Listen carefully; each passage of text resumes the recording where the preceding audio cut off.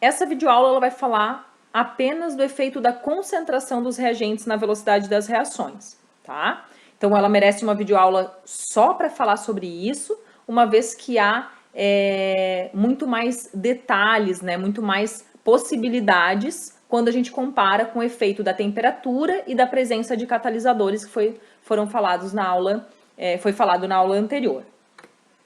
Então, com relação ao efeito da concentração, eu começo com esse slide que é um exemplo, né, que há anos atrás era muito comum a gente encontrar nos supermercados o álcool, o álcool hidratado, né, que é o álcool que se vende normalmente nos mercados, com a concentração de 96% de álcool, né, e 4% de água.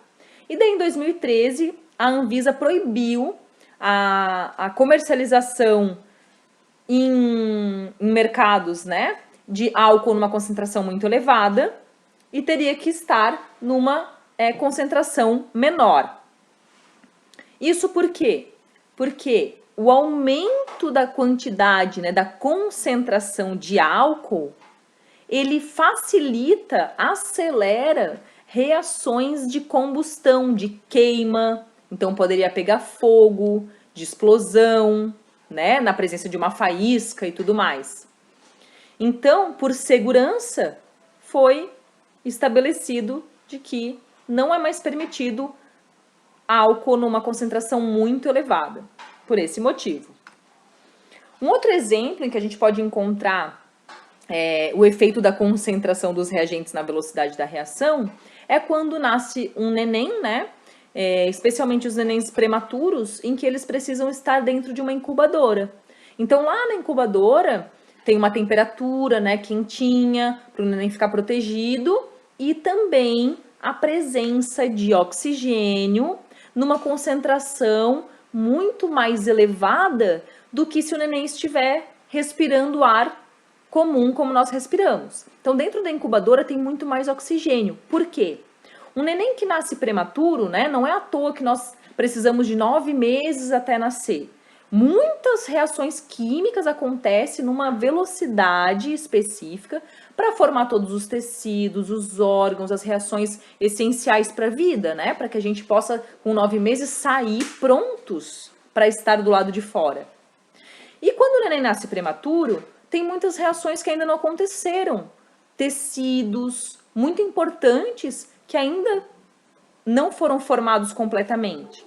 E muitas dessas reações precisam de oxigênio. O oxigênio é um reagente dessas reações. Então, lá na incubadora, o neném que ainda está em formação, né, e nasceu mais cedo por algum motivo, lá tem bastante, a concentração de oxigênio aumentada para acelerar essas reações de formação fundamentais para a vida. Então, com relação ao efeito da concentração de reagentes, né, considerando o universo de reações químicas que existem, né, que nem eu conheço, é impossível conhecer todas, né, de infinitas que são, há 3 possibilidades de formas que a concentração, né, a alteração da concentração dos reagentes pode estar interferindo na velocidade. Então, quais são elas? Uma delas é quando a concentração do reagente não afeta a velocidade da reação.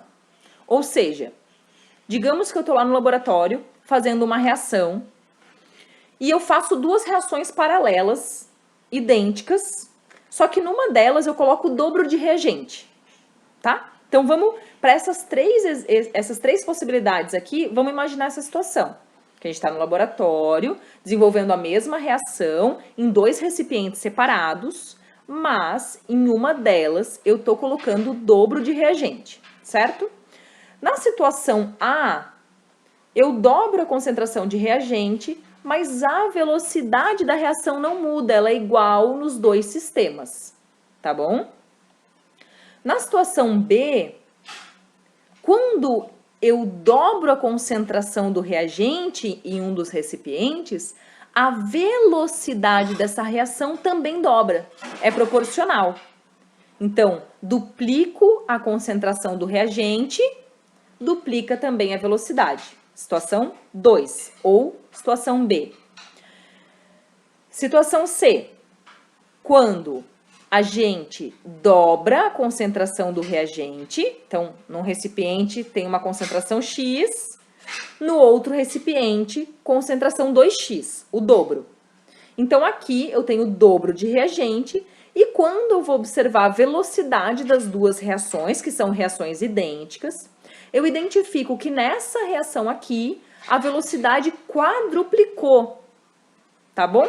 Então, na situação A, dobra a concentração e a velocidade não é alterada.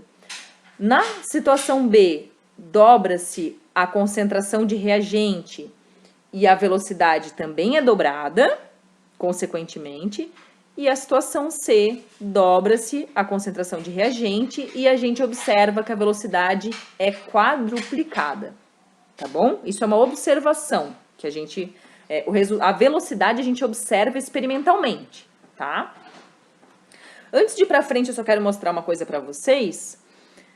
Esse colchete aqui, ó, e um R dentro, o R simboliza reagente, tá? O colchete, pessoal, ele simboliza na química, sempre que vocês verem isso, concentração molar, em mol por litro, né? A gente viu várias unidades de concentração.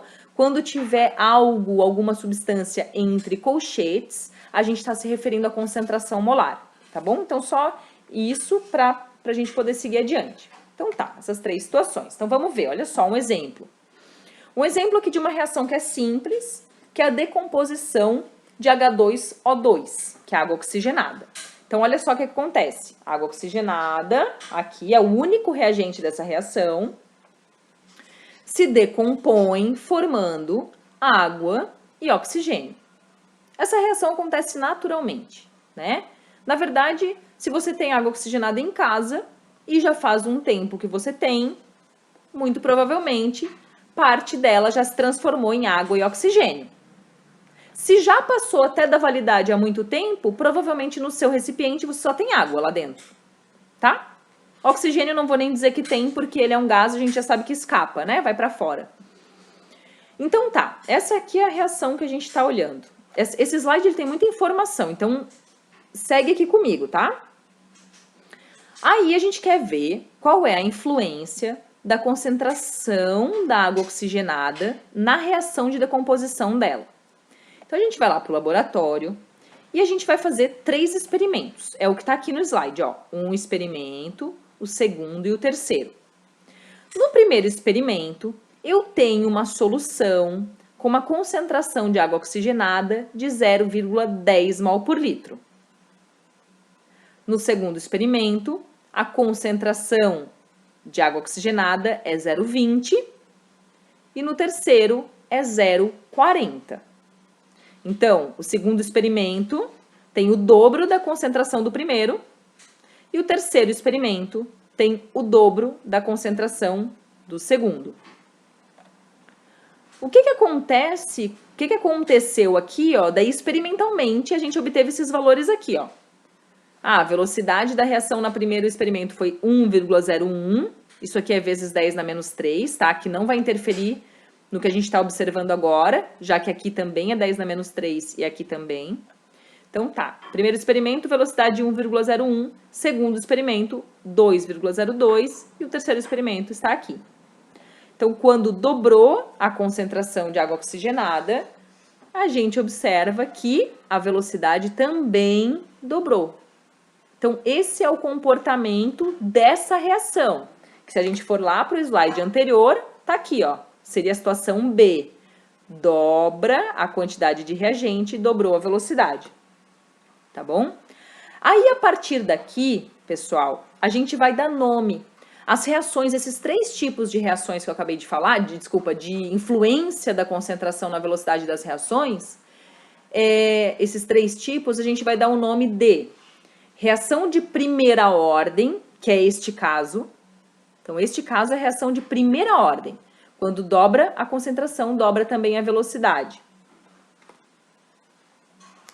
Esse caso acima, em que a concentração, quando a gente dobra, a velocidade não é alterada, ou seja, a concentração não afeta a velocidade, a gente vai falar que é a ordem 0 para esse reagente.